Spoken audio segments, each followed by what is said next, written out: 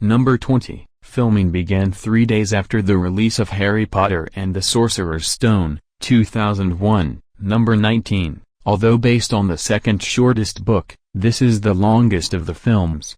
Harry Potter and the Order of the Phoenix, 2007, which is based on the longest book, is the second shortest of the films. Number 18. 14 Ford Anglias were destroyed to create the scene where Harry and Ron crash into the Hopping Willow. Number 17. Hugh Grant was originally cast as Gilderoy Lockhart but was forced to withdraw at the last moment because of scheduling conflicts. Number 16. Young Hagrid is played by Martin Bayfield, who stands in for Robbie Coltrane as his hired double in all the Potter films. His voice is dubbed by Coltrane, for the sake of consistency. Number 15. In order to create a realistic image of the floating set of needles, knitting in the burrow, one of the crew coerced his mother to let them film her for several hours as she did her own knitting. Number 14. Christian Coulson landed the role as Tom Riddle, even though he was 23 and exceeded the 15-17 age group set for auditions. Number 13. Many Harry Potter fans went to see Scooby-Doo, 2002, just to see a trailer for this film. Number 12. During production, Emma Watson frequently brought her pet hamster Millie on set. Unfortunately, Millie passed away shortly after shooting began. The set department for the film created a specially made hamster coffin, complete with velvet lining and the name Millie engraved on the top.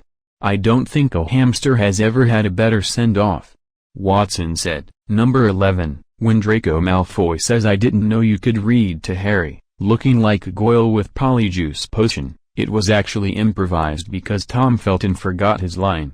Number 10. During post-production, producer David Heyman went to visit Richard Harris in the hospital. Though he was very weak from his illness, Harris insisted that the role of Dumbledore not be recast. Sadly, Harris passed away shortly before production was to begin on the next film, necessitating a recast. Number 9. Shirley Henderson, who played Moaning Myrtle, is the oldest actress, age 37, to portray a Hogwarts student. According to Harry Potter creator J.K. Rowling, Moaning Myrtle was a member of Ravenclaw House. Number 8. Full-size models replaced the actors in scenes where their characters have been petrified. Number 7. The salute that Snape and Lockhart, and Harry and Draco, make during their dueling club session, is a modified version of the salute made in fencing.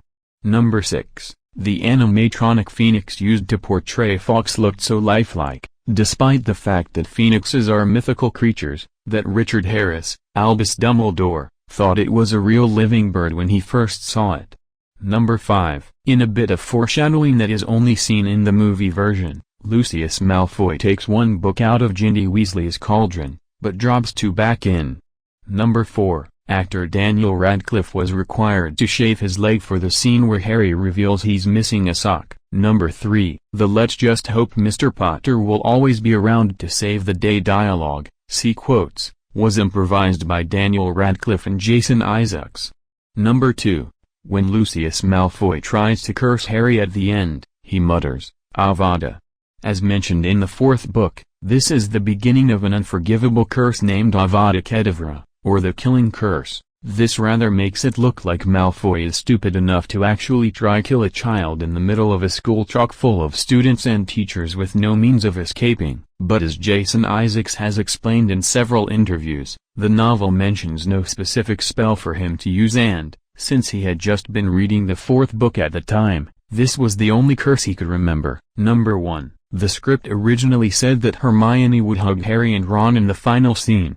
As the then 11-year-old Emma Watson was embarrassed about having to hug the boys in front of the entire cast, Chris Columbus allowed her to change the scene so that Hermione just hugs Harry then starts to hug Ron, but the two get embarrassed and resolve to only shake hands. Watson also stated in a recent interview that she kept letting Daniel Radcliffe go too quickly, so the film was frozen for a few seconds to make the hug look like it lasted longer than it actually did. Her hesitation with Ron is also taken by fans as a precursor to the relationship that will develop between the two characters.